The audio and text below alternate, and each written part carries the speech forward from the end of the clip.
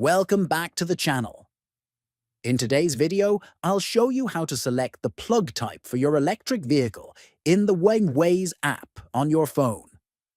If you drive an electric vehicle and want to find charging stations compatible with your car, this quick setup will make your navigation smarter and more efficient. First, open the Waze app on your phone. Next, look at the top left corner of the screen and tap on 3 horizontal lines. Then, from the menu, tap on the Settings option. Now, scroll down and tap on the section labeled Vehicle Details. This is where Waze stores your vehicle information. After that, tap on Electric Vehicles.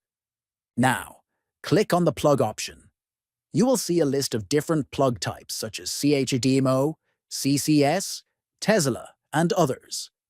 Finally, select the plug type that matches your vehicle. Once you've done that, Waze will show you only the charging stations that are compatible with your electric vehicle. That's it. You've now set up your plug type in Waze, helping you find electric vehicle charging stations faster and easier. Don't forget to like, comment, and subscribe for more useful guides.